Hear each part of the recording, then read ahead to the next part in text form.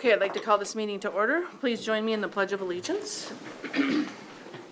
I pledge allegiance to the flag of the United States of America and to the republic for which it stands, one nation, under God, indivisible, with liberty and justice for all.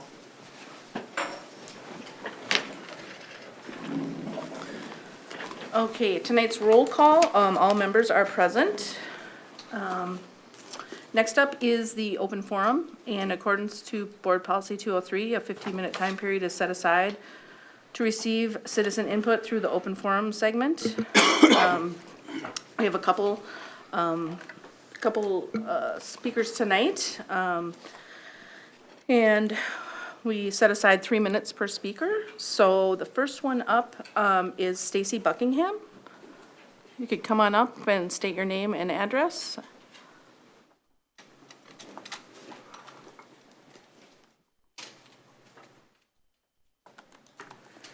Hello, my name is Stacy Buckingham at 2751 Rustic Hill Drive, Prior Lake. Thanks for having this opportunity to speak tonight. My husband and I have been in Prior Lake for 15 years. We've got 3 kiddos. Our oldest just graduated at a beautiful ceremony on Friday night, and the weather gods held out, and we all survived. So it was just quite an experience to be all back together in one place, and we feel very blessed that we got to have that experience. Our daughter is a rising junior, and she's on varsity cheerleading, and our youngest will be an 8th grader, and our boys have done hockey and lacrosse, so we also have a state tournament tomorrow, so we've got lots of exciting things happening, so it's a lot of fun. I am here tonight on behalf of a group of moms that has been meeting now for a couple of weeks. We all gathered because over the past year we noticed that we all shared some concerns. We got to experience the turmoil and the heartache and the confusion of what COVID brought to us all. And what I think it helped us all to realize is that we were just kind of asleep in many things about our children's education, that we maybe weren't as aware of things that we should have been. My background is in education. I taught before I had kids, so I've got degrees in education, and that makes me feel even more embarrassed that I just sort of put my trust in everything and just sort of trusted that my kids were taken care of, that they were learning what they were supposed to learn, and it was just all good. But this year we got to see that a peek into classrooms, and we had some concerns about things we saw being asked of our children, some of the discussions that took place, and we're seeing a direction our school's heading that we're not all together comfortable with. So our goal as this group is just to be more aware, to attend more meetings, to voice our opinions when we have concerns. And our current concerns just kind of lie in medical freedom.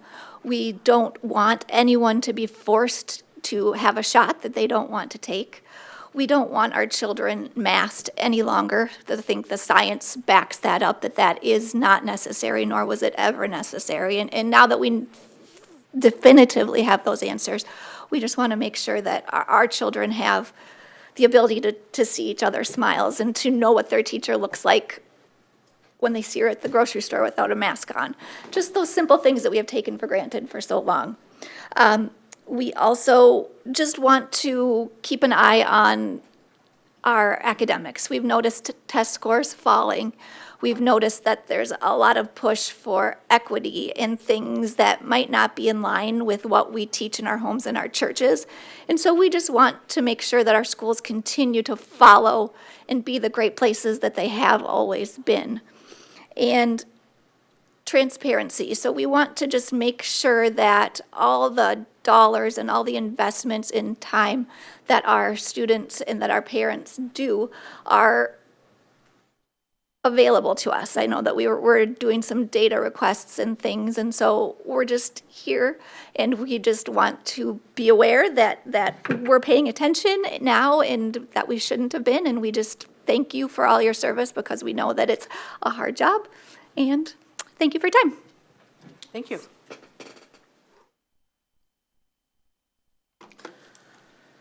Okay, next up is Anthony Heiser.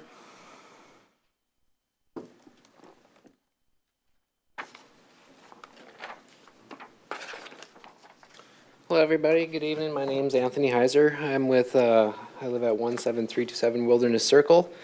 So I'm here again to advocate for the electrification of district bus fleets. I appreciate the responses I've received subsequent to the last time I addressed the school board, and wanted to follow up to continue to ask for support and action on the matter of providing a zero-emission school bus fleet for Prior Lake. In this regards, there's often the question of why now and how do we get started? So why now?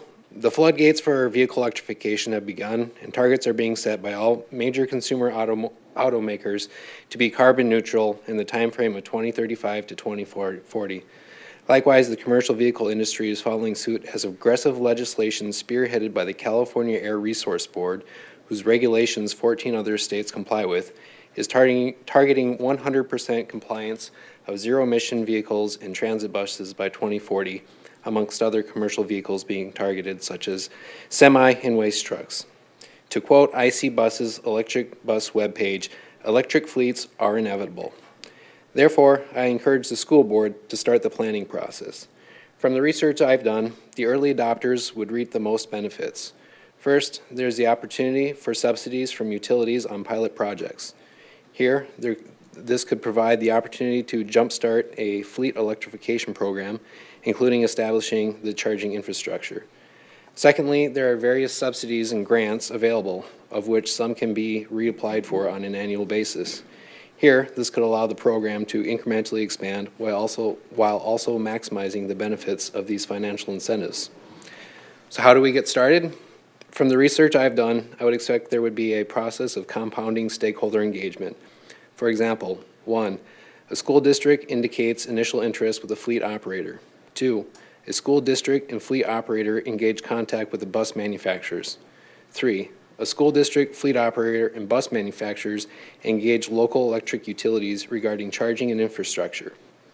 In regards to engaging bus manufacturers, from what I've seen, they have set up programs to help schools and school districts and fleet operators to navigate the path to fleet electrification. This includes assessments, helping find applicable incentive programs and applying for grants, vehicle-to-grid feasibility assessments, determining charging infrastructure needs, and engaging facilities. I can provide links to some of these if you would like.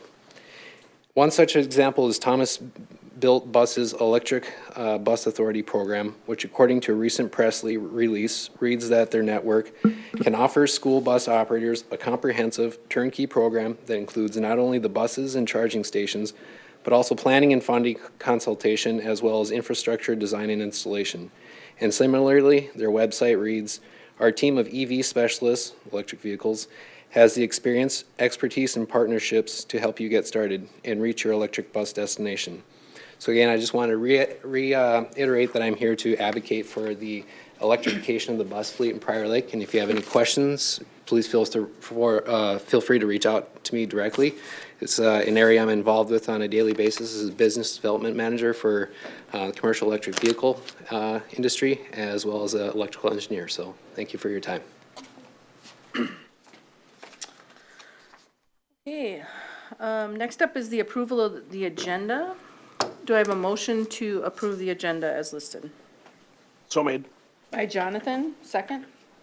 Second. By Michael. All those in favor say aye. Aye. Opposed? That passes 7-0. And next up is the consent agenda. The consent agenda items are considered to be routine in nature and will be enacted in one motion. There's no separate discussion on these, and they are listed in your board packet. The financials, the check wire transfer disbursement summary, the wire transfer EFT and ACH banking activity, bank reconciliation statement from April 2021, the building bond investment report, the monthly wire detail, the monthly health dental wire detail, the monthly check detail, the monthly ACH, the approval of the school board minutes from the regular school board meeting, May 10th, the study session, May 24th, personnel items, candidates for employment, resignations, terminations, non-renewals as listed. The name of the law firm of Dorsey Whitney to serve as school district bond attorney, and the Q-Comp annual report. Do I have a motion to accept the consent agenda? By Enrique, second. Second. By Amy. All those in favor say aye. Aye. Opposed? That passes 7-0. Resolution for acceptance of gifts. A minute here, get the page. Those are listed in your board packet. Do I have a motion to accept the resolution of the gifts as listed? So made. By Julie, second. Second. By Enrique. This is a roll call vote. Amy? Aye. Julie? Aye. Mary? Aye. Jonathan? Aye. Michael? Aye. Enrique? Aye. Aye. That passes 7-0. And next up, Laker Pride, Dr. Stallo.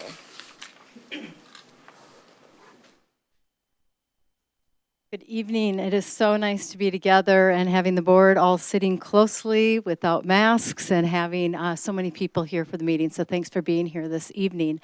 I just wanted to do a huge thank you to our 1,250 employees, to our 8,700 students, to our families and our parents and our entire community for getting us through the last 16 months and for thriving through that in so many ways, as challenging as it was.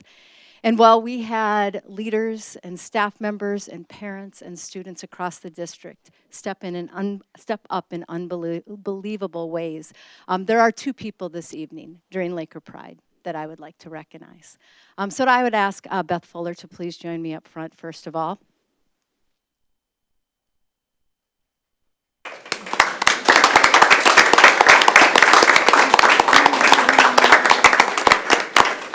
Be presenting a report later this evening. Come on Come up, on, please, closer to Beth. the Thank you. But I want to thank Beth. Beth, at the end of January, stepped in as our interim activities director. And in normal circumstances, that position, in addition to her position, would be almost an impossible task. But during COVID, during a pandemic, during multiple changes, during multiple requirement changes and restrictions and cancellations and quarantines, how she kept things going in such an unbelievable way was noticed and appreciated constantly. So in addition, right, because Beth could have just said, all right, we're going to survive and get through this. But no, instead of that, why don't we host the boys tennis Class AA state tournament? Why don't we host the section finals where Prior Lake, both boys and girls, defeated Edina to move forward? And why don't we also host a section track meet?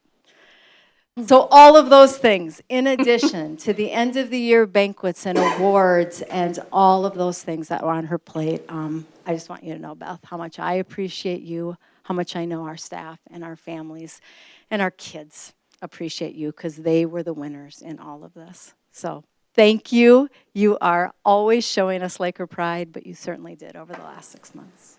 Thank you.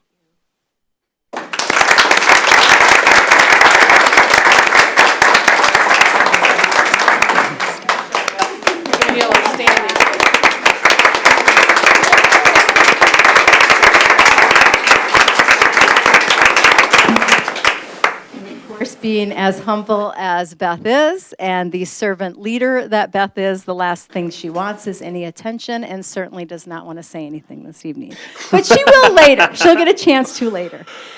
The second person that I would like to recognize tonight, and I am so happy to say that we do not need the position anymore, but I want to thank Joe Kabushik. Joe, would you join me up here, please?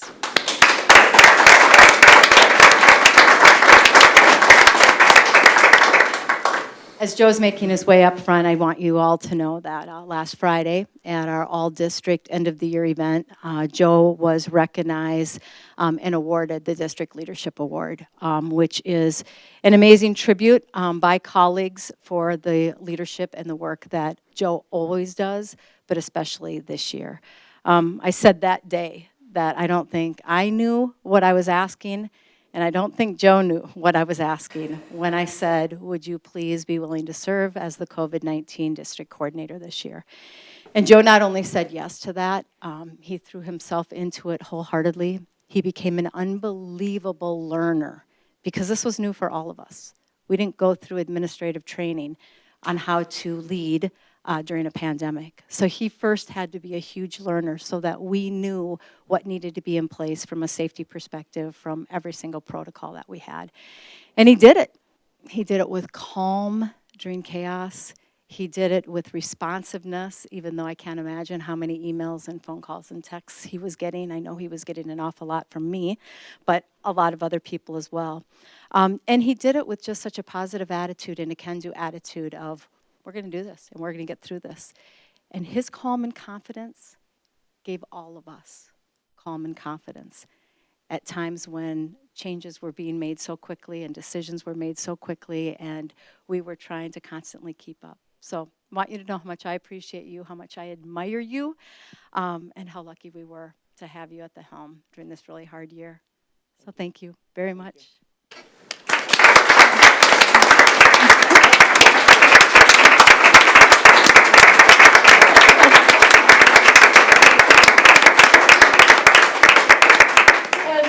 Like Beth, Joe is as humble, and he will be presenting later today, but didn't want to say anything now. Thank you both very much.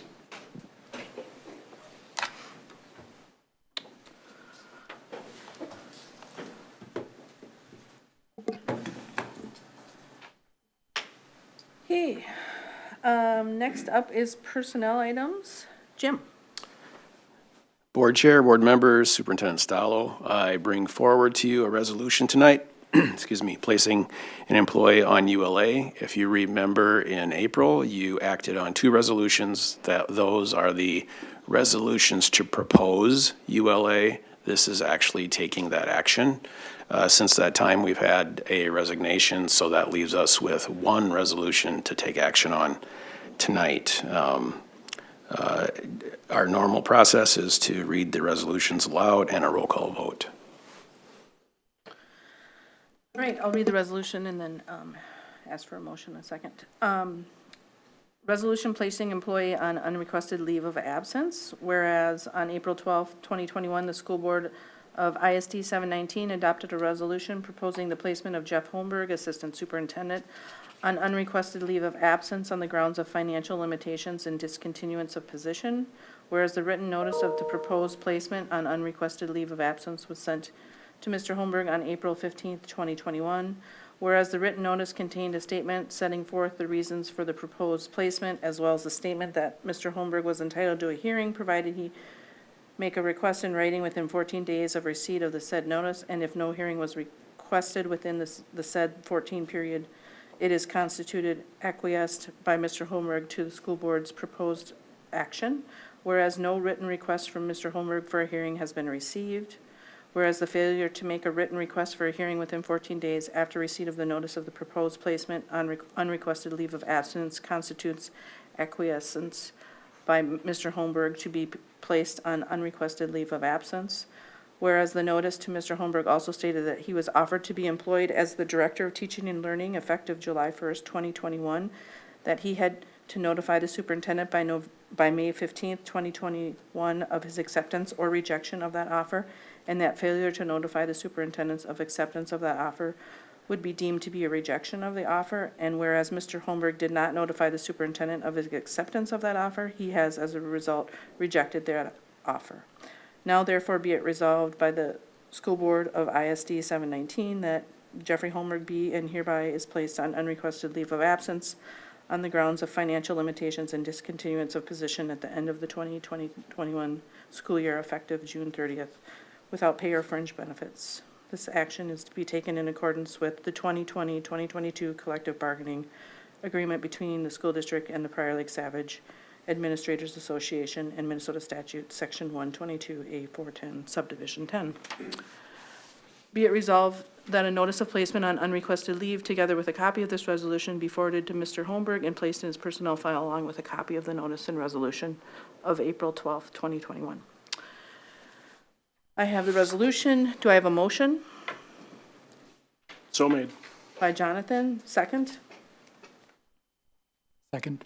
by Enrique. This is a roll call vote. Julie? Aye. Mary? Aye. Jonathan? Aye. Michael? Aye. Enrique? Aye. Amy? Aye. Aye. That passes 7-0. Next up is educational support staffing requests. There are 2 staffing requests coming forward. Again, if we go back to last year, we had reduced 2 secretarial positions in community ed. Since that time, as we have returned and redesigned their offerings and workload is coming back, they have proposed and we are recommending that they increase 1 community ed secretarial position. The other one is, excuse me, classroom monitors, also from the budget presentation. One of the budget reduction items that we had was to reduce sub-costs at the high school by using the current model that we're using with classroom monitors. So bring both of those forward, and we recommend approval. Okay, do I have a motion? So made. By Amy, second? Second. By Mary. Any questions, comments? Okay, seeing none. All those in favor say aye. Aye. Opposed? That passes 7-0. Right, and the approval of job descriptions? Yes, 3 job descriptions coming forward, as is our practice. As positions are vacated, we look at, review, and make updates to our job descriptions.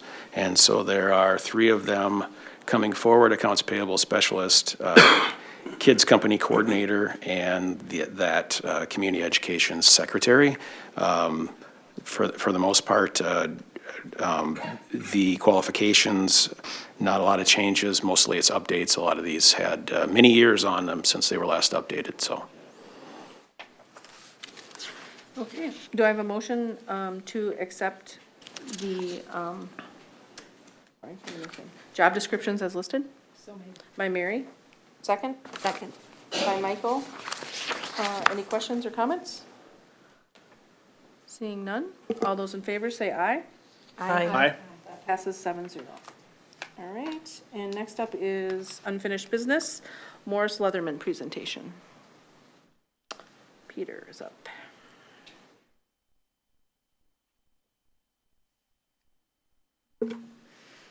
As Peter Leatherman is making his way up, I just want to thank him again for coming back. He did spend time with us on May 24th at the study session, but we think it's always very important that we're also able to televise and make sure that we have a public presentation around this information, since it is a community survey and important for our community to know. So thanks for being here again. Sounds good. It's a pleasure.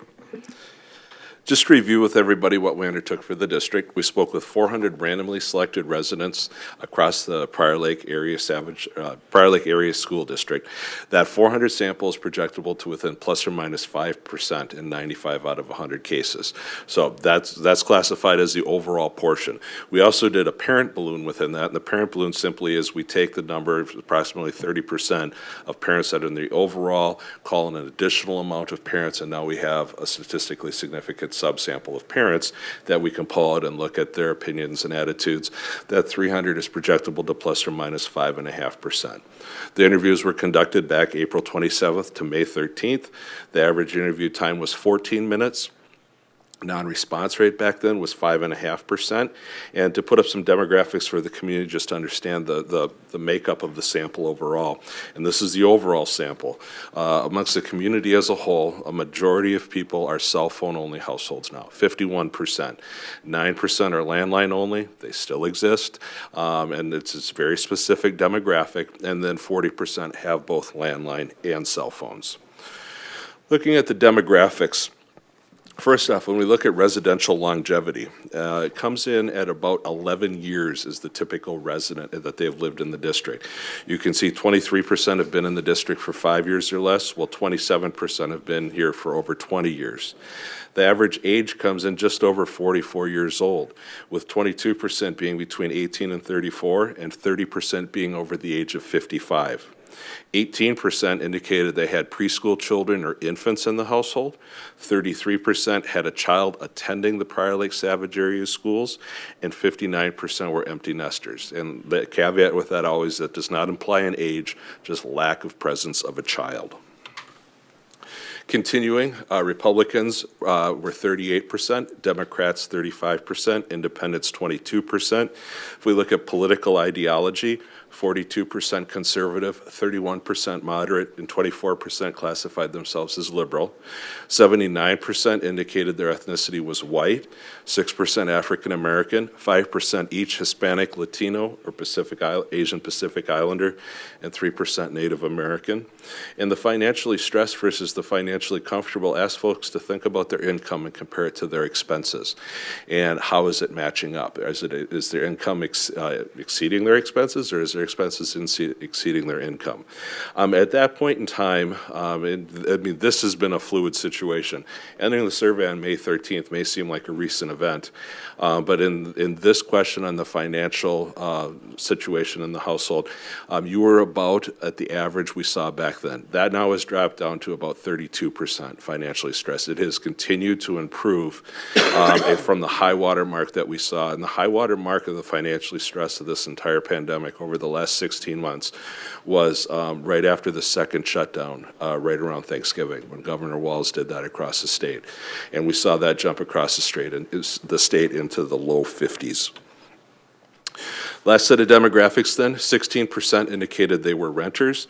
You had 33% indicate that they had a home valued under $250,000, with 25% over $350,000 home.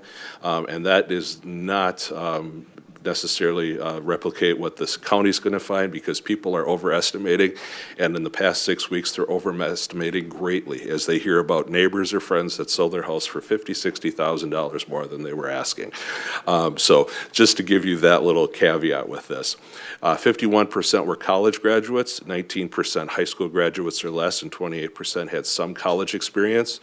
The geographic location, the majority of the sample is in the city of Prior Lake, 57%. A third were in the city of Savage, and 11% were in the outlying townships. And then we have an equal distribution between the male-female at 50-50. Overall, what does the survey say as we look at the macro level questions, the atmospherics in the district? I'll just say this up front because it'll become redundant. We see the typical things we see across the metro area and across the state, quite frankly, when we're looking at people's attitudes and opinions on education over the course of this year. First off, instead of focusing on whether children should be wearing masks, whether they should be in school, whether they should be distance learning, the focus now, since kids have started to go back to school, is the quality of education. At a high level, they're concerned. And so we see that drop that we see across the metro area. 63% rated the quality of education excellent. In 2019, you have an 11-point drop to 52%. It's still quite a high ranking, with a majority of people saying excellent, but it just shows that shift, and the shift didn't go into the negative. It went into the good, and then also the commonality we're seeing is non-parents have been disconnected for the last 15 months from local governments as a whole, cities and school districts, and you can see that in the unsure category, with 15% of people saying, I don't know, I haven't been paying attention. They've been looking at the pandemic, social justice issues, a presidential race, a vaccine, all sorts of things. And if they didn't have children, they have not necessarily been paying attention. And you're just going to see that again and again. And instead of pointing it out, I'll just simply say, look at unsure, and we'll move on. How is the district done in meeting the learning needs of all students? Most students, only some or very few. You see also what we also see in the all students dropping from 61 to 48%. That's coming out of the pandemic. That's actually down. The norm on that now is about 40%, saying all student learning needs are being met. It's a stringent standard. And so where is the focus on the most, only some, and very few? That's what's arrayed in the upper right-hand corner. And it is a very specific type of student, and it's the type of student that everybody's been talking about that's kind of been lost in the pandemic. The average, the below average, special needs, low income, and underachievers. And so that just goes hand in hand then with the quality of education. How the children have fallen behind over the pandemic, it'll be important for them to see forward progress on that. Overall evaluation on the quality over time. You have a lot more people now saying unsure. Just go to that, 3 times more people saying unsure. Part of that is not only not paying attention, part of that also is you have a quarter of the people that haven't been here for more than 5 years, so they don't have that basis. But as it nets out, looking at the better to worse, it's 27-7, so by a 4-to-1 ratio, you still have people feeling that things are moving in the right direction. We put in a question just asking on awareness of programs. The blue bar arrays the overall results, the yellow array the results of the parents. And you can see the parents have a higher awareness, but it's almost a 1-for-1 in comparison to the overall. Between 54 and 63% of the community is aware of the Spanish immersion, Bridges, SAGE, and ESTEM. If we look at the yellow bar on parents, it's 3/4. The only one that has lower is MNCAPS. Amongst the overall community, it's 37%, 52% amongst parents specifically. Some specific perceptions.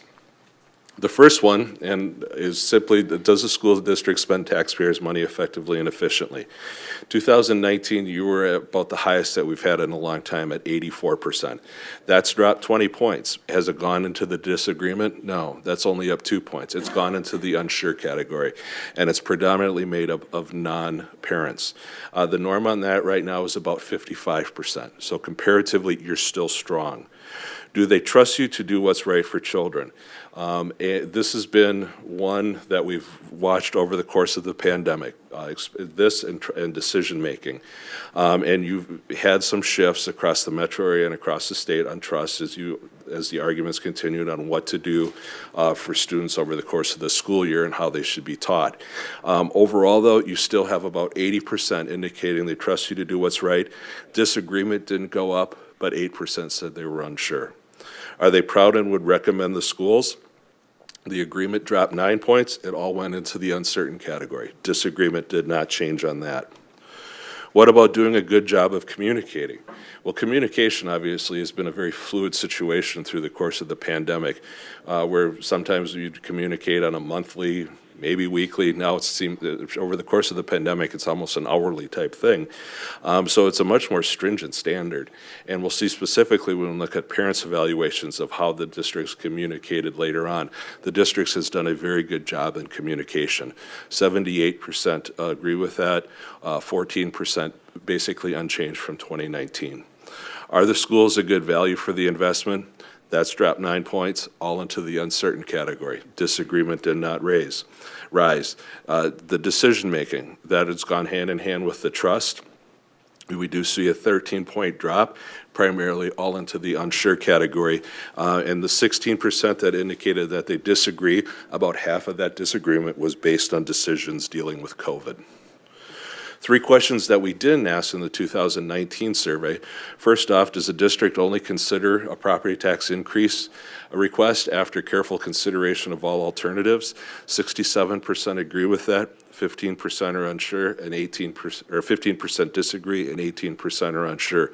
Norm on that is about 55%. Does the district do a good job of involving the community? Now, this has been difficult over the course of the pandemic since you haven't been able to really involve the community in person when you're doing things virtually. And so what we've seen is this has gone down from the norm of 75 to a norm of 65. But for the most part, it's all gone into the uncertainty. They're not saying, no, you're not involving the community. They're basically saying, I don't know how to be involved when you're talking about Zoom meetings or Google Meets. And then the last question is what I call the dipping the toe in the waters of referendum. Simply is the schools are a good investment, and I would support a property tax increase to protect that investment. The key number on this is the amount of people that disagree, because we're not telling them if it's a tech levy, it's an operating levy, a bond referendum. We're not telling them how much it costs, just in concept. So that core opposition at the outset that's not willing to see a property tax increase is 24%. That's a very manageable number. Anytime it's less than 30%, it shows there's a willingness out there to have a conversation. Specific job performance ratings. Well, between 2015 and 2021, there's obviously been changes, and the changes really all go into the unsure category. The rating of the board is at 61-19. It's a 3-to-1 ratio. Last fall, that got to a 1-to-1, 50-50.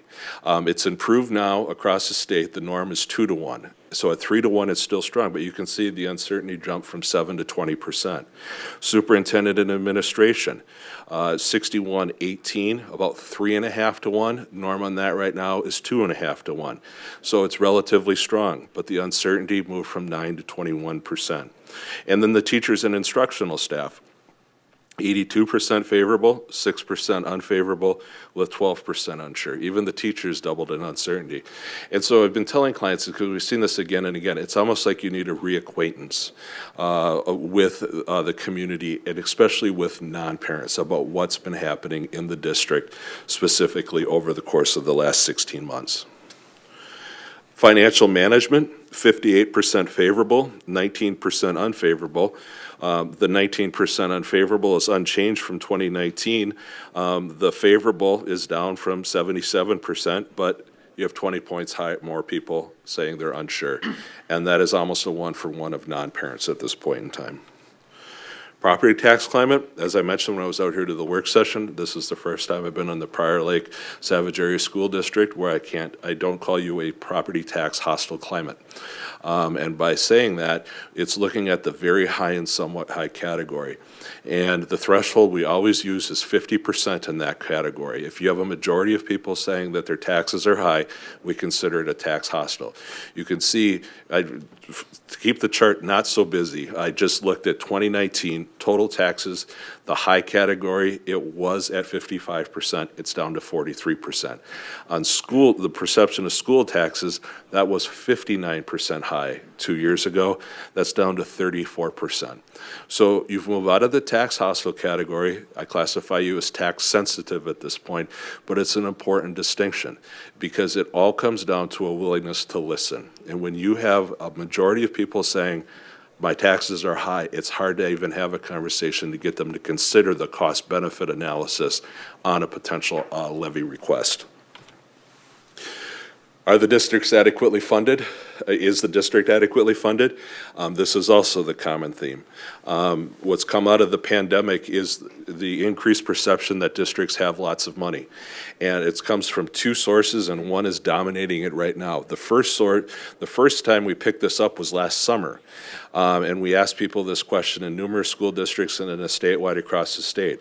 And people said, well, the districts were closed. They weren't air conditioning buildings, they weren't heating buildings, they weren't cleaning buildings. They must have saved a lot of money. Then comes the federal funding and the COVID relief. And people hear $126 billion from the federal, they hear whatever numbers coming into the district, and it has changed people's minds that this is a lot of money. And so in talking with the community, it is important to share what that money can be used for, the percent it makes up of the total budget, and the fact that it is a one-time payment. It is not any sort of long-term investment in anything in the schools. Technology. You're one of the few districts, and this is surprising to folks, the other thing we've seen is the people saying absolutely essential on technology has continued to go down. It was going down over the last 4 years. The high was about 2016 when 65% of people said it was absolutely essential for teaching students today. That had dropped to 45% before the pandemic hit, and now across the state and across the metro area, it's about 39% saying it's absolutely essential. They haven't moved into the somewhat or not to, they've moved into the very important category. It is an important distinction because it goes from being a have to have to a nice to have. And the key driver behind this is the pandemic has proven that technology is not the end all be all in moving, and we're not, parents especially aren't interested in virtual school in 20 years. It is about in classroom. So the technology link is about what's happening in the classroom. The rating for the Prior Lake Savage Area schools, On the technology opportunities, it's 77% favorable, 5% only fair, and 17% unsure. So folks think that the quality of technology opportunities in the district is good.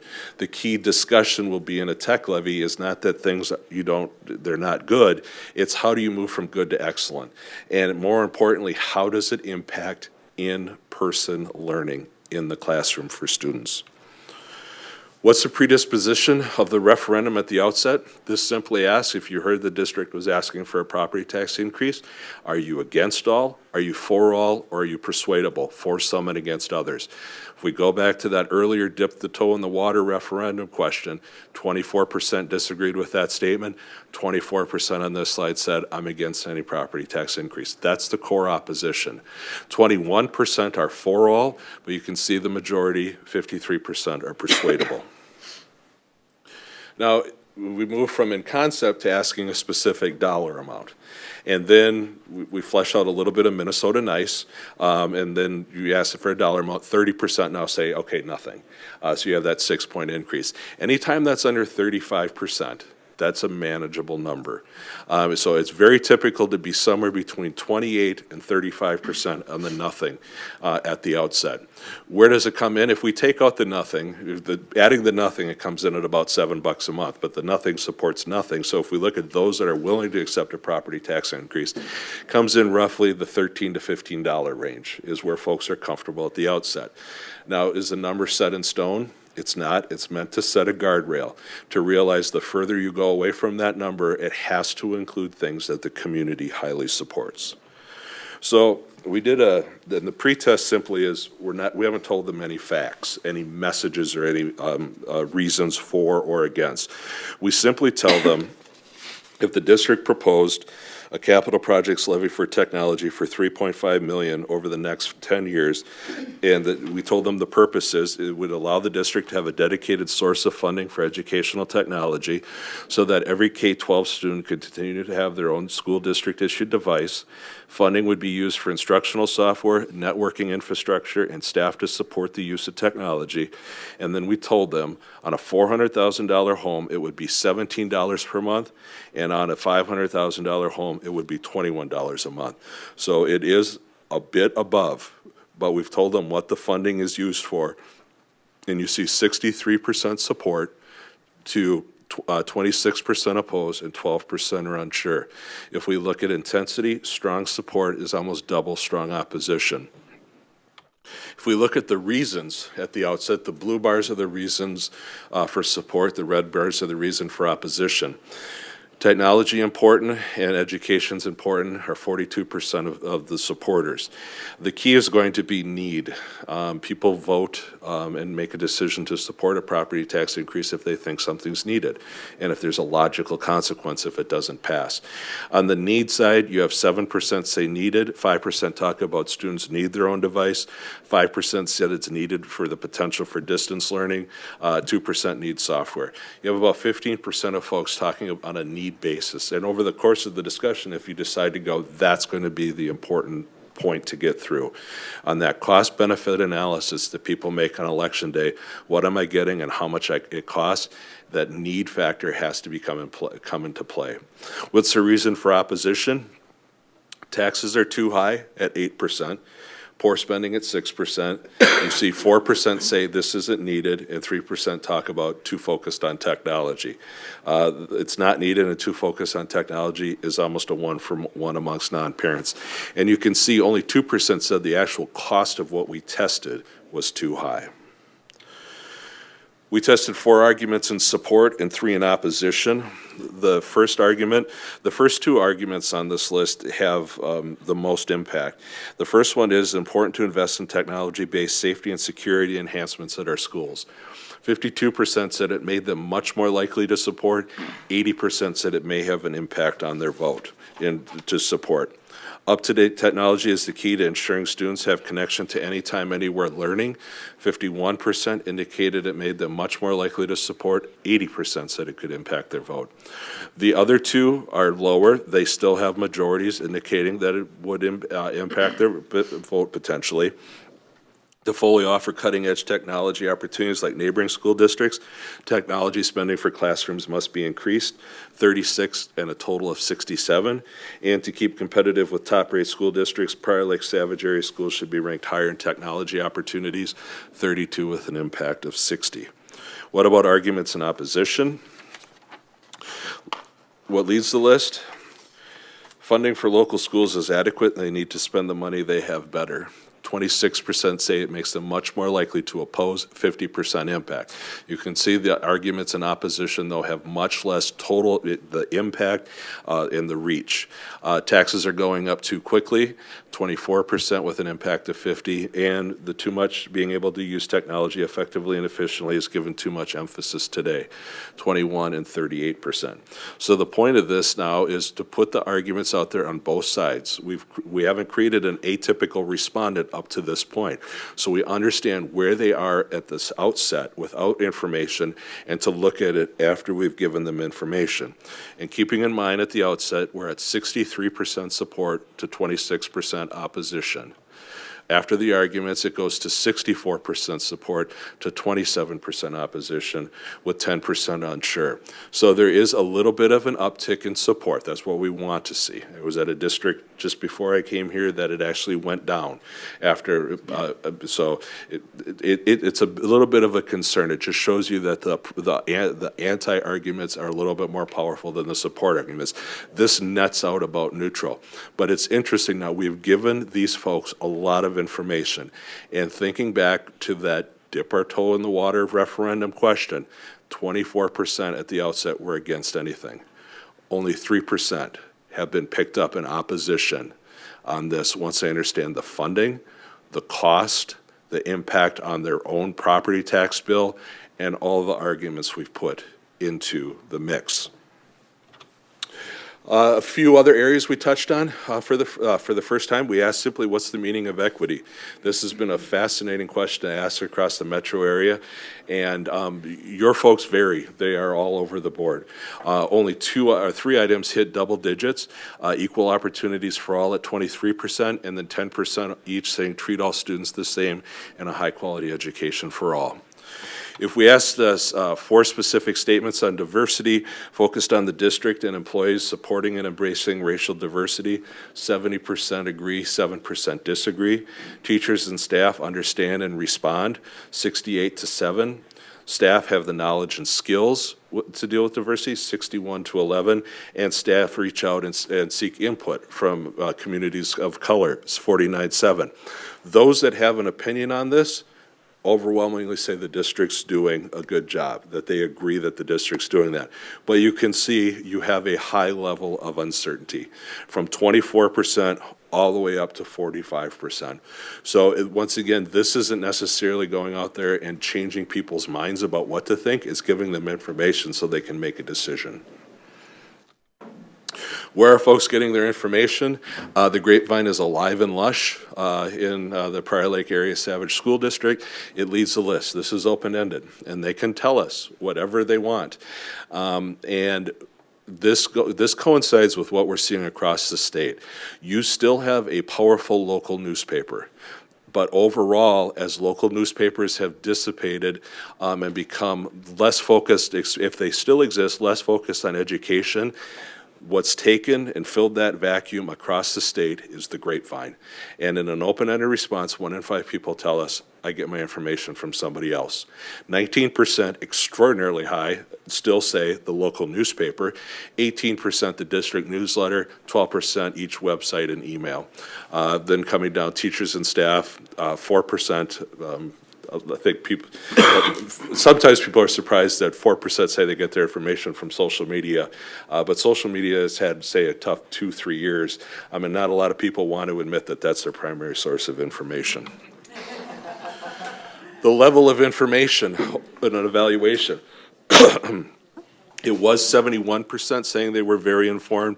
It's 68%, very strong over the course of the pandemic. Are they satisfied with the amount of print? Surprisingly, we really had an anomaly back in 2019. You actually had more people saying you're getting too much than too little. It's gone back to the norm. The norm is typically between 15 and 20% indicating that they're getting too little, and you're at 19% right now. But overall, 69% say it's about right. Looking through and going with a source, we ask folks, do you get a lot of information from this source? Some, not too much, or none at all. This is combining the a lot and some. And the green bar is the 2021 result. You can see the newsletter's down 17 points, but the newsletter is primarily the conduit to non-parents. Well, we know they haven't been paying attention. Cable access, maybe spouses are watching us tonight. We're down to 5% saying a lot or some. District website, not surprisingly. In the course of the pandemic, folks are going to go there because it's an immediate 43%. District emails, up 10 points to 34%. Teacher emails are up 4 points to 28%. And building newsletters have stayed stable at about 1 in 5 folks. Continuing, the local weekly newspaper up 6 points, 43%, still relatively strong. There's only one other paper that's has a similar reach in the metro area. Superintendent's column unchanged. Teachers themselves 30%. The informal discussions with friends and neighbors. You can see a lot and some went down, but the third category, it was actually, if you combine those three, that makes it the highest category. Community ed has been right around 1 in 5, and then the district social media, we see that dropping like we see across the metro and across the state. Just looking at, have you read the Prior Lake American? Basically unchanged from 2019. Very unusual, very strong. What has changed is the Savage paper. That's gone from 31% readership in 2019 down to 17%, almost cut in half. What's the best way to receive information? Now, in this one, I'm looking at overall versus parents, and that's completely bifurcated now. If we look at this on a preference of print versus electronic, the blue bars being the overall, you have 24% saying mailed newsletter, 23% local newspaper, you have 47% that want print. You have 25% that want email, the district website, social media, about 42%. The community's still split on the preference between electronic and print. The parents aren't anymore. Email now is ingrained. That was the lifeline to education for parents. 61% in an open-ended say it's email as the primary best way to receive information. Everything else pales in comparison. And then finally, an evaluation of parents on the school year for the district. I said at the outset with the community, the district did a good job communicating. Amongst parents, an outstanding job. 85% say either strongly yes or yes, the district did a good job communicating plans this year. Only 13% said no or strongly no. You look at that intensity, it's 5-1 in parents. And this was obviously, it's so important to communicate and to have that strong yes or yes that they agree with it. Going through this list and simply asking how would they rate the district during the pandemic as excellent, good, only fair, or poor. I collapsed down the only fair and poor just simply because it was not as high, and just to look at differences to see the excellent versus the good. Overall education quality in this difficult time, 75-24. In-person learning, 72-17. Hybrid learning, not as popular. That was not the panacea folks thought. 58-31, distance learning 52-43. You can see the overall evaluation. The hybrid learning fell more towards distance learning than people's perception of in-person. Social distancing 62-16, the cleanliness of buildings 61-4, busing 52-6, childcare 25-3, and school meals 70-4. You can see the bars aren't adding up to 100 because you have a significant amount of parents. You have parents saying, I haven't been in my child's school building all year, so I can't judge the cleanliness. So they're saying they're unsure. So these are the folks willing to give the ratings. Two final questions. How comfortable will they be sending their children to school in the fall?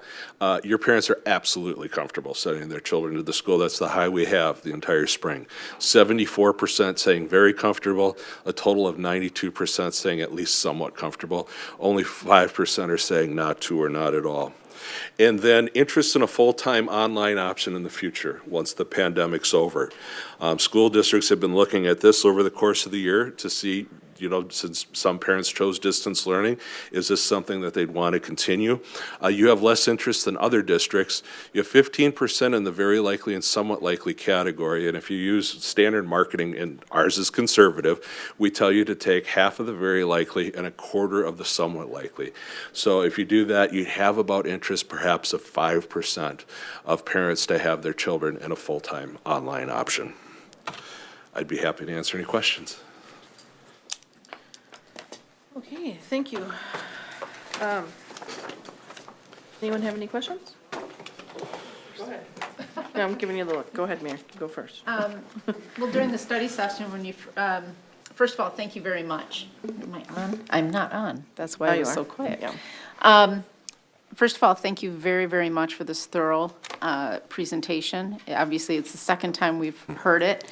During the study session, I asked a lot of questions with regards to what your interpretation of the definition of technology was. And now that I've heard it again, I'm wondering if the definition and some of the responses will change once we get back to full-time learning, because it did dawn on me during this second presentation that parents were conflating potentially the use of technology with the use of distance learning. Absolutely. And not necessarily with overall STEM education, which I do believe is an important piece.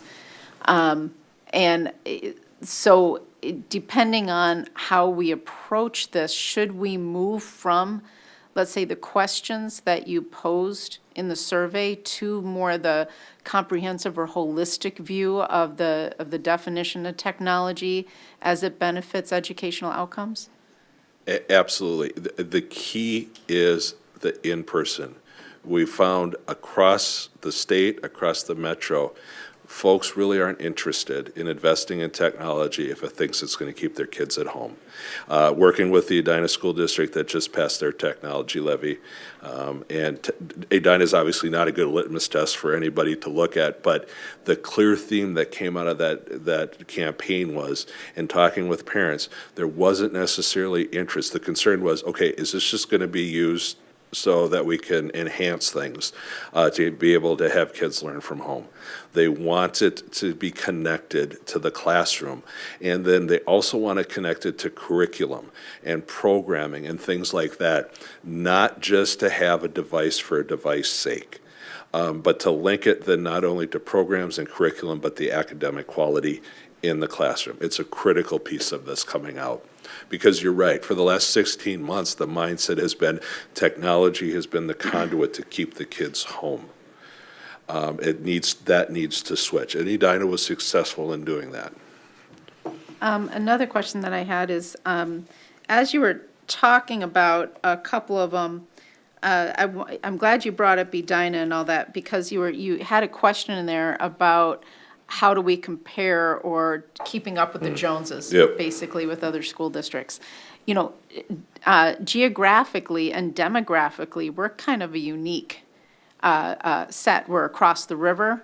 We have distance in various ways and means from our closest neighbors, in stark contrast to something like an Edina, Minnetonka, Wayzata, where they are actively chasing each other, trying to keep up with the Joneses. Yep. So the impact of that question, obviously it didn't really seem to have an impact.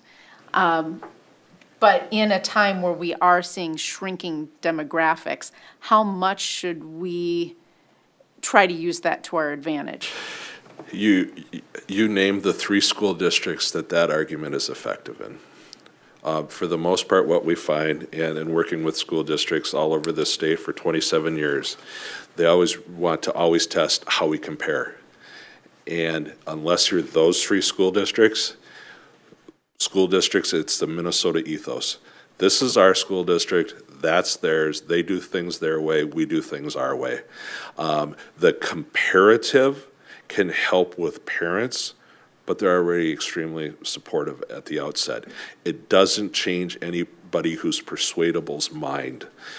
So it's important to have that information for comparison's sake, but by an opponent or by somebody on the fence, it's not going to convince them, because that's them, this is us.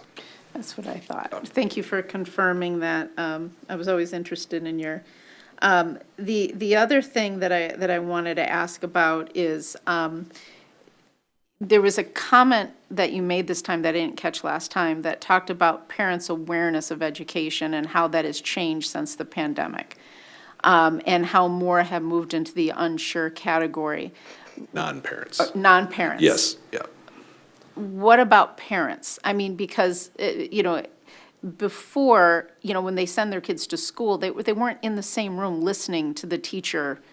How can that, or how do you think that has an impact on us as we go into this, trying to pass a tech levy? I mean, overall evaluations across the state. I mean, there has been, what's changed is folks haven't, especially parents, they haven't gone into the unfavorable category. They've gone from the strong favorable to the soft favorable, whether it's the quality of education, meeting learning needs, evaluations of the board or what have you. It's a softness. They haven't switched to unfavorable. But we've spent the last 8 to 9 months talking about how kids should be educated. There have been the discussions, but they've been secondary to what kids are being educated as parents are in the same room. That conversation will be coming. But it hasn't come into the discussion yet because everybody just basically has been trying to get across the finish line for this year, in essence. But I do think, and you see it in some districts more than others at the outset now over the springtime, with some very specific topics being brought up that they want parents want the board and administration to consider. I think that'll be more of that in the future, but at this point in time, it hasn't impacted the overall evaluation that folks have, and especially parents have for the district that they have their children in. Thank you. Yep. Michael, did you have a question? I'm going to ask you to maybe make a leap beyond the data on the page, which, having listened to you a few times, I think you can do. And that is, there is that perception out there that public education has gotten huge amounts of money. There's a misperception that all districts got an equal percentage of huge funds. Right. And I'm curious how much you think the public and/or the public and parents really want details to understand that, because we can spend hours and weeks and months crunching data, planning for budget cuts, advocating at the state legislature, comparing numbers, and we can know that truth. But how much does the public really want to hear that, and how do you portray that so it doesn't sound like poor us? But how do we keep the public up to speed in a way that says our picture is not everybody else's picture? In education, I think there's a typical response to overeducate. Yeah. And if you overeducate on school finances, 90% of people's eyes roll back in their head. Okay. And so what you don't want to do is overeducate and make people turn off. Right. What is the most effective, you have to give them an idea of what it percents work beautifully. Okay. When you hear, I don't know how much you got in federal funding. I was at a district a couple weeks ago that, I think the number was $5 million, okay? What does that mean as a percent of the total operating budget? Okay, put that in context first. Because people hear 5 million. You have some people that still, if you ask about districts getting, they'll throw out 126 billion because that's all they heard about during the second stimulus. That's the number out there, is to put it in, and it's always been important. At the end of the day, people want to understand, basically, go back to your bond referendum. I can't remember what the price tag was, but everybody, okay, here's the sticker shock. What matters is how much it costs a person. Make it relative to them and use percents. And quite simply, I mean, the difference doing this 27 years, I still don't understand school finance. I do understand the difference between a levy and a bond and a capital projects levy, but 80% of people don't. And so keep it simple on that. Levy for learning, building for bonds, technology is pretty self-explanatory on that, but you do have to keep it simple. You will have people that want more information and have it available for them, absolutely. But for the vast majority, it's enough to put it down to what it means in the school district, especially when the state legislature finishes their work, he says questionably. It's important to say, nobody knows what 1.5 and 1, or, and it's an ethereal number that people don't understand. Put it in context for this school district. Thank you. I have a couple questions. Just in your arguments for support on that slide. So anytime, anywhere learning.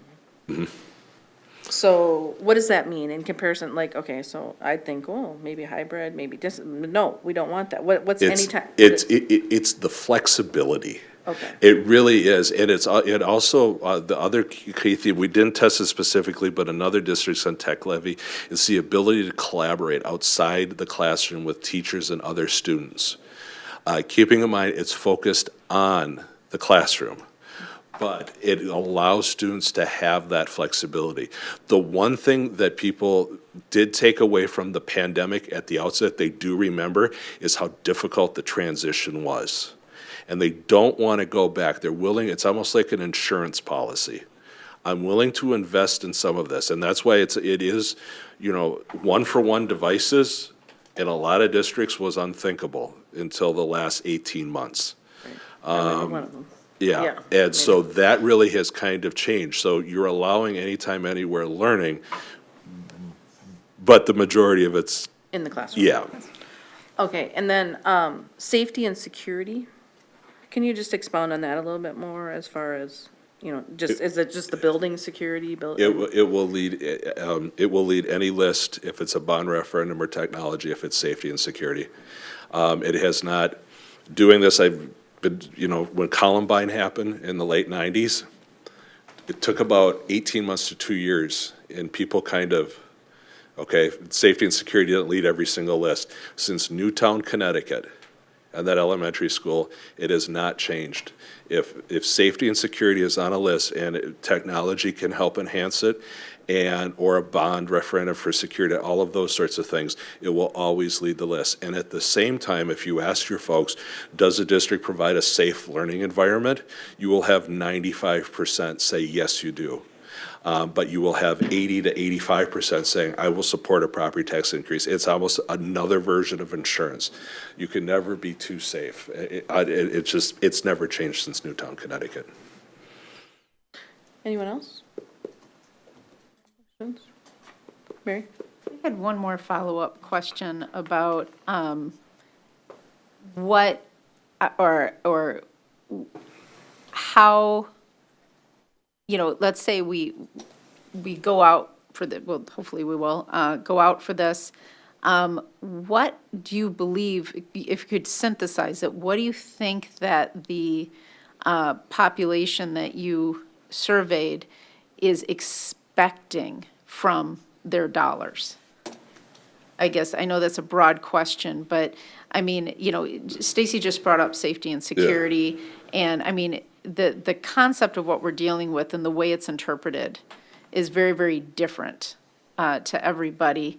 And, people do want to see where the investment of their dollars is going. So what did you feel was the most palatable type of conversation to have them interpret it or have us communicate it? For the uses of funding? Correct. So the survey results are the people's reaction to the sources of funding that we tested.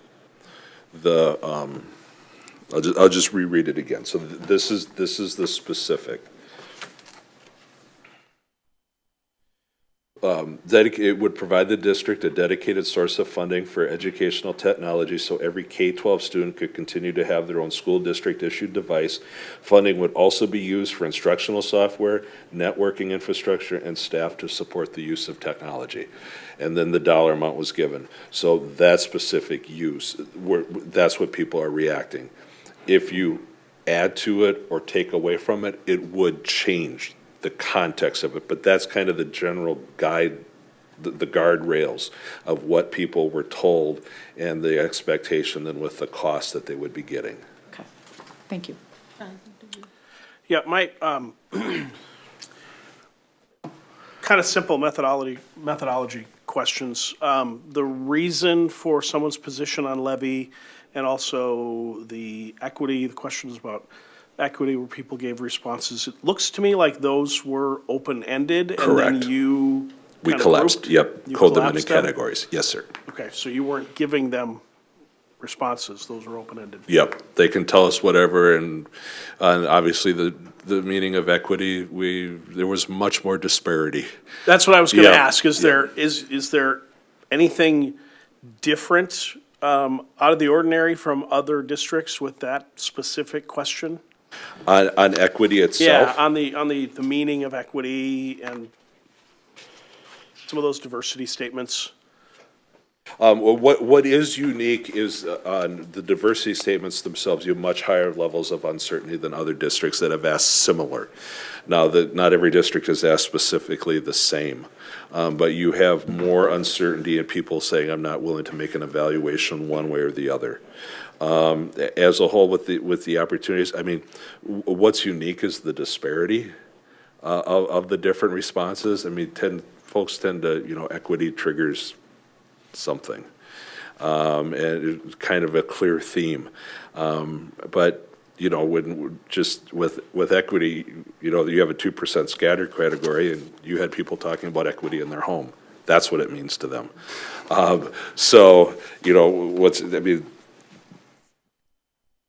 The word needs some defining on what it means. And that's not a comment just for you. I mean, that's a comment on equity. It definitely needs clarification for people to understand exactly what's being talked about. Have you, with other districts, have you seen any correlation? I don't want to open a can of worms here too much, but we've seen in other districts, they go out for a levy, a technology, whatever, and equity can become an issue in a campaign. Have you seen anything in districts that would lead you to have any assessment to the likelihood of that type of thing happening? Where opposition gets focused not on the issue we're proposing, but on other matters?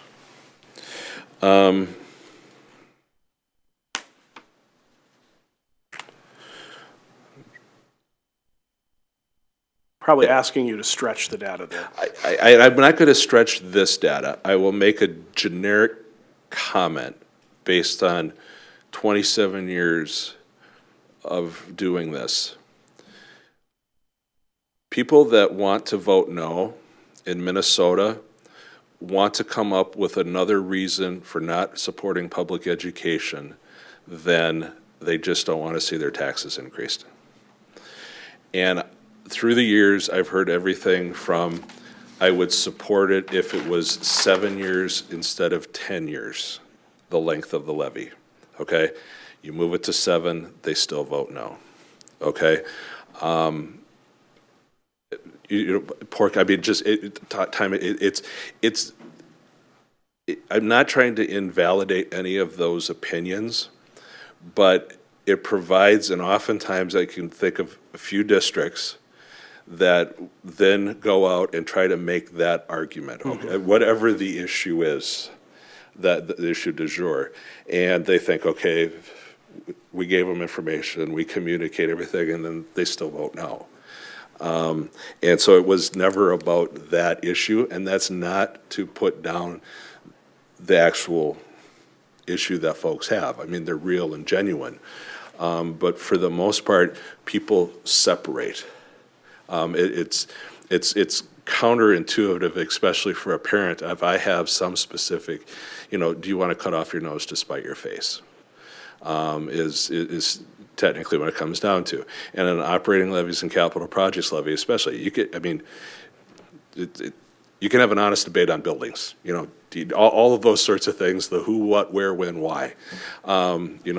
on what the funding on operating and technology, it tends to be much more cut and dry. If you don't have the money, then this happens. There's a logical consequence. So that's a roundabout answer to try to dodge your question in a sense, but. Wasn't really a fair question, so. Yeah, it was a fun question, yeah, but yeah, I don't want to mitigate any of their concerns, but my guess is if whatever the issue du jour is, they probably weren't going, 8 out of 10 times they weren't going to support anyways, and it's a convenient reason. Okay. Any other questions? All right, seeing none, thank you. Super, thank you. Appreciate it. Thanks, Peter. Thanks. Okay, next up is new business, co-curricular staffing survey results and participation. It's a report only. I think Beth is coming up.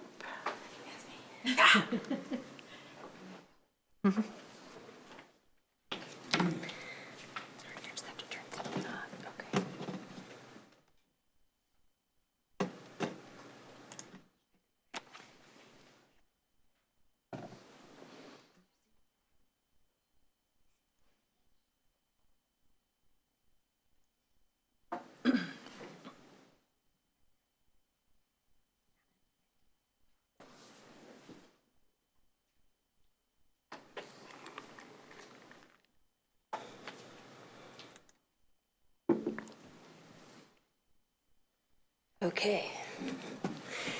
Good evening to the board and Chair Ruel and Dr. Salo and everyone else here in attendance. I am Beth Fuller, filling in for the spring as the activities director, and I have compiled this presentation. I will be honest, it was compiled pretty quickly over the weekend, so I'm sure there could be some missing components and some highlights that I might have jumped over, but I know that my Twitter feed probably has more, so we can go back and look if we need to.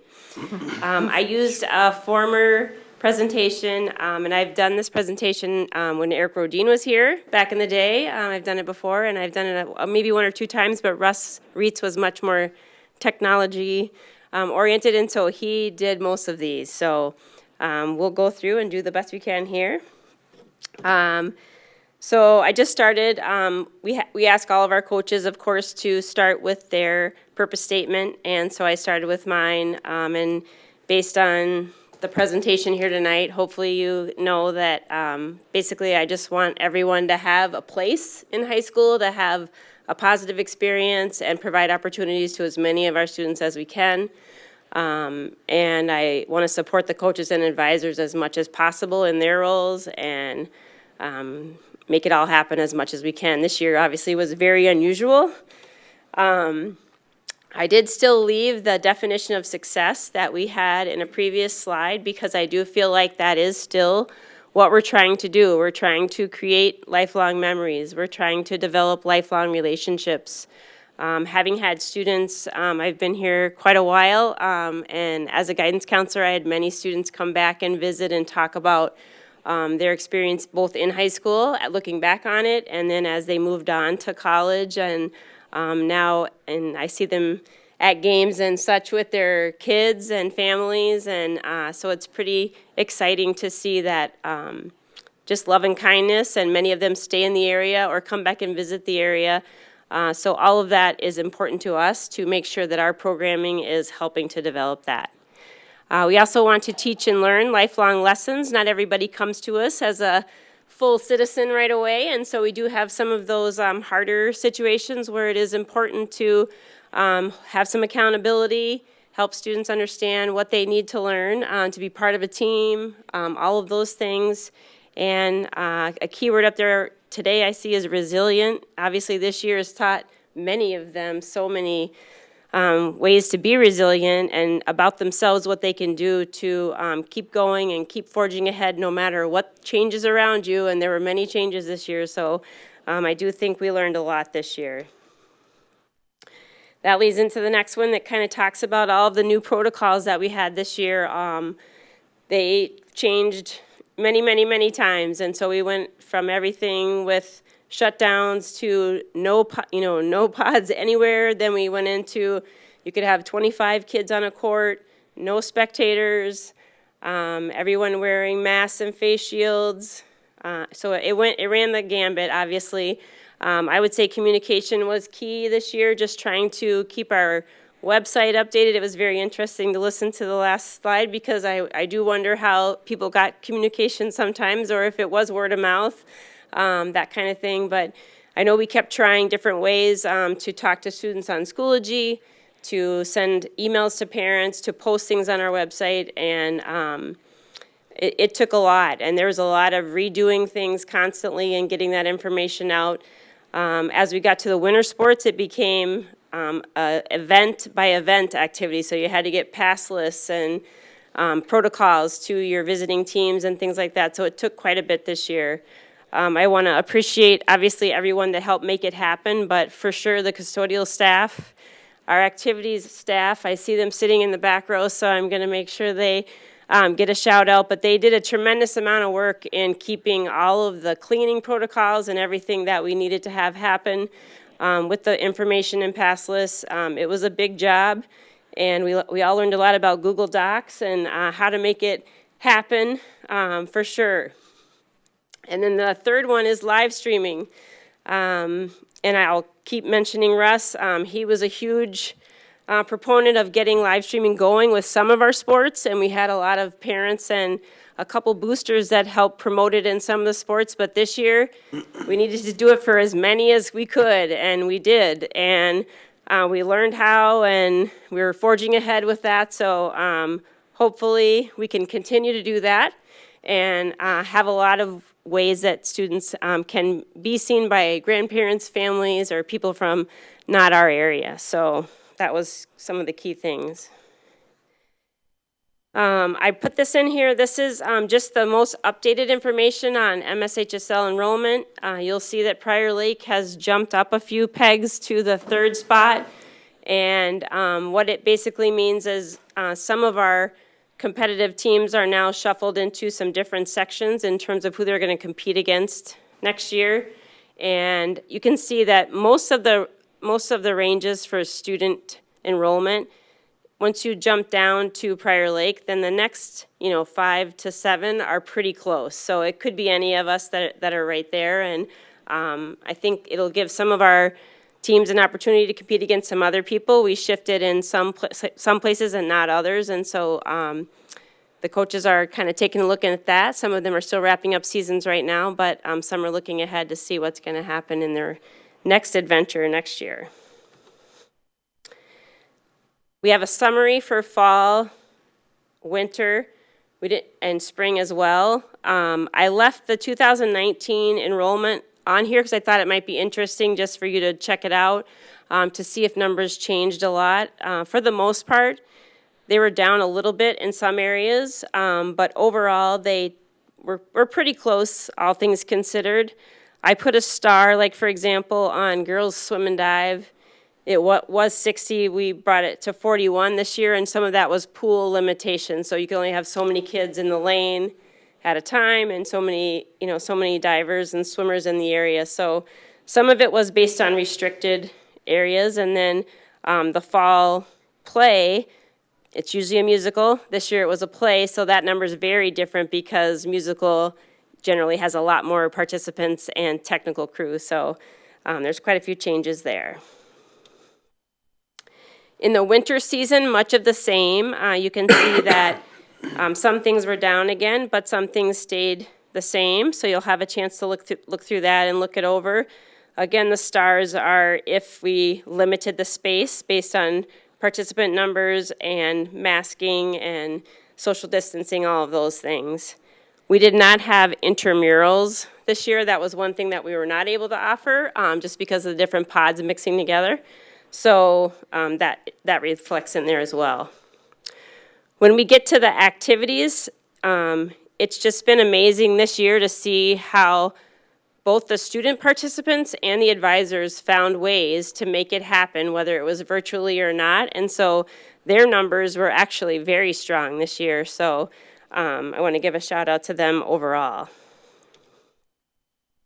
And then our spring season, we did not have the 2019 information in there, and we did switch over from fee pay to affinity this past registration period, and so I wasn't able to go dig in and find that. But I would say for the most part, they're pretty similar to what we've had in the past. Our track numbers are down a little bit, and that was obviously when things started opening up almost fully. So some people didn't want to run with masks on. That was the start of the season, and then some people decided to join in, and so they did climb a little bit as we went through. I'll go ahead to the next one. And then some of the slides that I pulled through were just the ones that showed what we offer. So for the fine arts through the MSHSL, the first column is listed there. And then additional activities that we have at Prior Lake High School. And then programs, these are our programs that have an advisor who's on a stipend, who oversees this group. And then we also have many active student-led clubs. I put 15 up there. In the past, we've been in the 20s, and I would say this year things were down a little bit. I can tell you that in the last week of school, we had quite a few students come through the office and pick up forms from Jane or Nancy or I and start to get active again for next fall, and so they're ready to go. We can tell that they're ready to go, so that'll be good. As we said, intramurals, we did not offer those this year, but the ones that we do offer are listed here. We were able to offer bowling this year. We had a team of about 5 people, and they did very well. And so we'll include that in the information as well.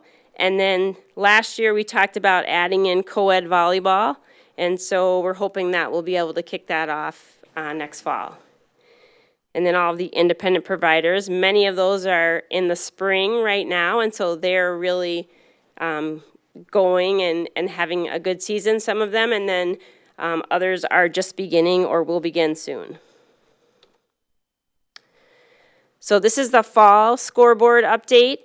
You can see that I pretty much listed each of the activities that we have there, how they did overall, and then if they were at section or state. 2 highlights, obviously, we had our girls swim and dive. They were undefeated, conference champs. It's either the 2nd or 3rd year in a row, I can't remember. And then Katie and Justin Haycraft were nominated again and won the Coaches of the Year for their section. And then our boys cross country team also excelled. They won the championship for the SSC and then the section champs. And then down in Iowa, or down in South Dakota, they offered the Nike, basically all the teams that competed went down there and our team won. So you can see that John Bezick and John Marish, we ordered a cross-country banner considering ourselves state champions, even though we didn't officially have one here at St. Olaf this year. But it felt like they would have been there and they would have done that, and so it's hanging now. Right below that is the group from the bowling team that had a great season and performed really well. Most of them are seniors, and the coach is also there with them, and they did a great job as well.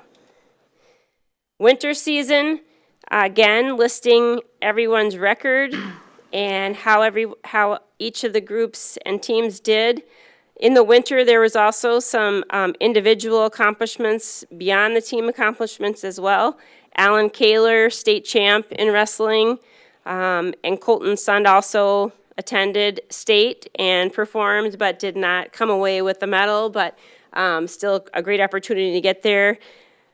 And then our boys hockey team competed in many games and made it through the section final game, semifinal game, until losing, unfortunately, there.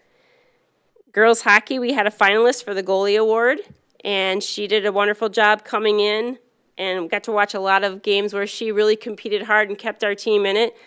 Girls hockey, even though their record is not as strong, they made a lot of progress this year and were able to be like 1-goal games quite a bit, and really, I know they got frustrated, but it actually built their confidence in terms of knowing they can compete with anybody. So that's one of the things we try to measure as well.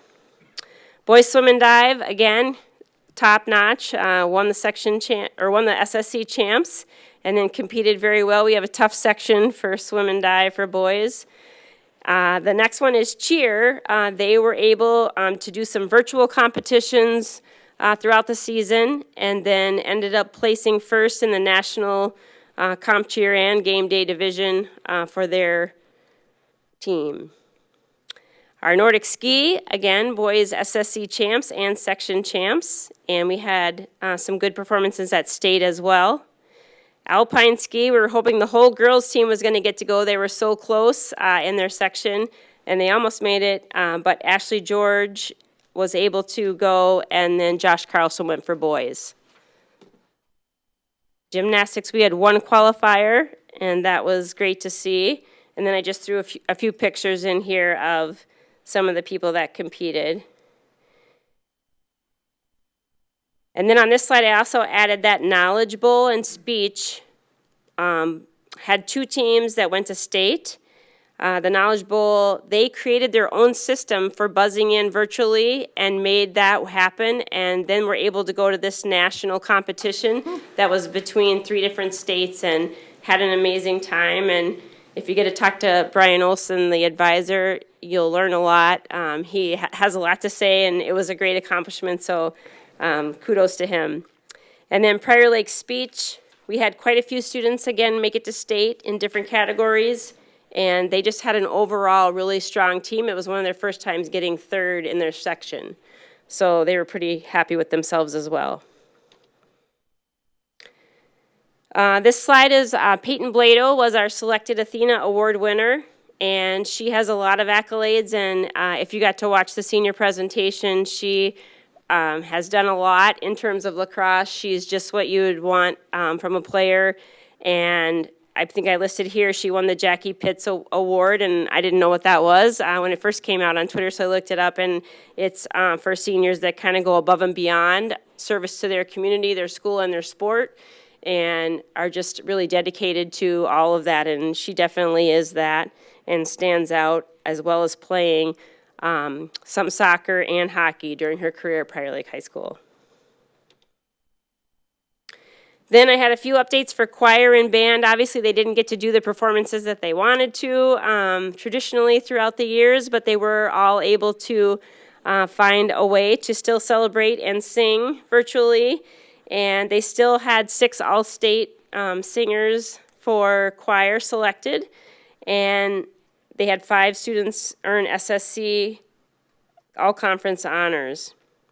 I did not have a picture of their final presentation. I was sitting way in the back, so mine were terrible, but they had a wonderful performance out in front of the school. I don't know if anybody was able to watch, but it was very well attended. It was like going to an outdoor concert with everyone's lawn chairs, and you could hear them just so well, and I am going to pat Dave Tuma on the back because he did a wonderful job just setting it all up and getting them going as well. Was that the loading dock? Like by the loading dock? Yes. I No, saw- they did this Oh. one in front of the school. Oh, in front of the school? Yes. Okay. I saw something by the loading dock. Yes. Oh, that's And then the band. next slide shows the band. They did quite a few band concerts. That's their week of concerts, and that was right when we had to go talk to Joe Kabushek about how many people we could have watching a concert, and the band directors just laughed a ton because at one point it said you could have no more than 500 spectators at a concert, and they were like, oh my gosh, if we get 500 spectators, we're going to have a following. Like they were just so excited to have concerts and be outdoors and get to do what they wanted with their kids, and then let the students perform for their families and their friends. So it was awesome. It was a great week. The weather cooperated until the last day, and then we had to shift one concert. And then the theater, they did a great job. Fall was where they moved the fall play to, and that was all done virtually. And then their winter one acts, they were able to practice and perform together, but they still recorded the performance and then sent that out. Their one act, again, was section champ for the second year in a row, and they got to advance to state and participate in that again, so they're feeling pretty well recognized, and they're excited about where they're going in terms of doing well against other schools within our section and competing. Then that second picture is the Honk Spring Musical, the outdoor shows. They got to do 4 of those. Everything from chilly weather to snowy, blustery weather, and a little bit of rain on that last day. So they talked about how they were in A Christmas Carol was the first show that many of those students did as a freshman, where there was snow on stage, and then they performed at Honk, and there was snow outdoors on stage, so they were kind of laughing. But they did a fantastic job. And then I didn't do like a scoreboard for spring yet because we're still playing in several sports, and so I just threw out some highlighted pictures. Girls lacrosse, #1 seed for the state tournament this week. Boys lacrosse, the #3 seed for the state tournament this week. And then we have a number of state participants for track, boys and girls. You can see they all grouped together, and most of them were in that shot. And they'll participate on Thursday night and Saturday this week. Like Dr. Salo said, we also hosted state boys tennis. And then I got a photo of the ultimate group. I haven't been able to go watch them yet, but I know their state's coming up, and they're hoping to get some stadium time this week. And so hopefully I'll get a chance to check that out as well. We have done that in the past. And then Lakers Trap and Skeet are also going to host at the Minneapolis Gun Club, and theirs is coming up that last week of June as well. And so we have, I believe it's 4 boys competing for the state title in trap, and then Skeet, I think they'll have 7 participants, 5 and then 2 alternates that also get to participate in that. And then my last slide is just feeling grateful that we got to do everything we got to do this year, given how spring wrapped up last year. I was a coach last year for 9th grade softball, and there were 7th, 8th, and 9th graders on my team, and it was just so hard to just, sit on the screen with them a couple times a week and try to find activities that were related to softball or related to team building, but still never getting to go and be on a field or do anything. So I know they appreciated it so much, and if some of you could have heard, I actually went to the softball night where they had senior and parent night all together, and each of those seniors, and they had 7 or 9 of them, but they each got up and talked about what softball gave them and what this year taught them, and it was amazing. Like, you would want all of those to be your kids and say those things about your programs, your community, your school, your mom and dad, everything. So they just did a wonderful job. So grateful is the key word that we got to have all of this and do it. And again, this year truly taught us to smile because it happened, and wish everyone a restful, relaxing summer, and those who are still competing, let's go. All right. And that's it.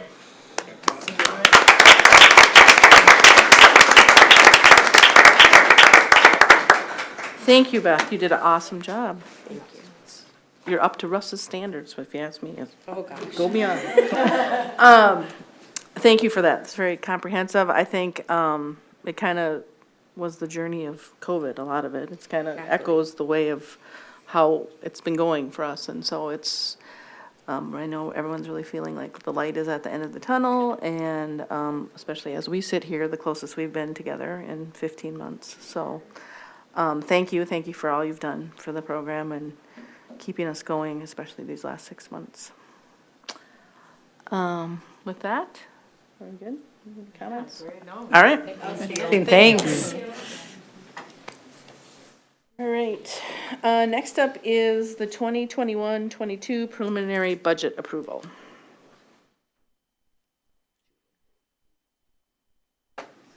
Out of this here.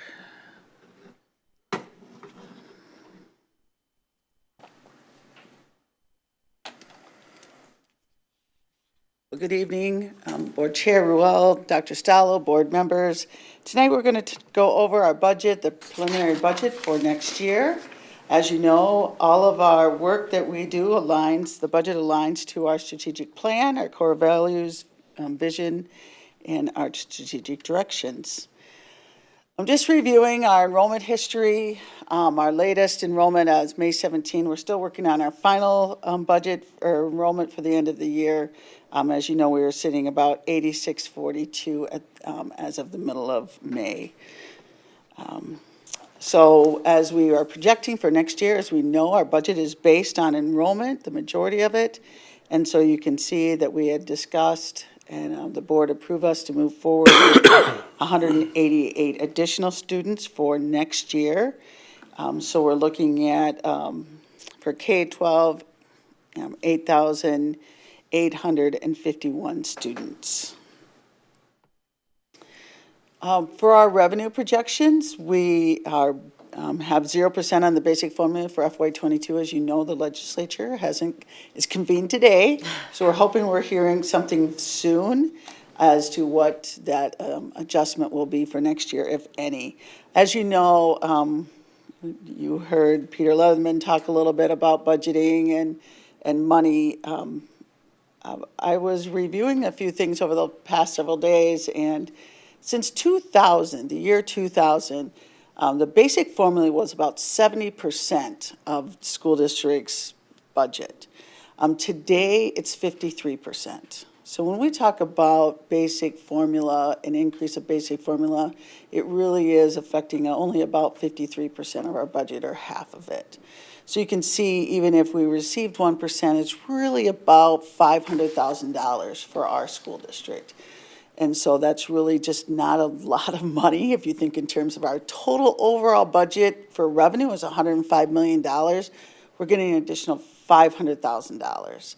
It's just simply not enough. And so as we go through and talk about, why hasn't that kept up, we're short about $1.6 billion in education over the last 20 years. And so that's simply the reason why school districts keep falling behind. So we are projecting a 1% increase over the next couple of years and 2% after that. Hopefully we'll have some additional information in July, and we're hoping that they will convene and finish their work by the end of June. We are anticipating, and this is in law, the 4.5% increase in SPED revenue, additional achievement and integration revenue of $400,000.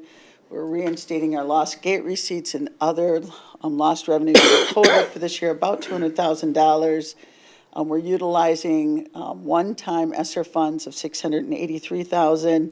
And again, that's about 1% of our total revenue in our district. And we all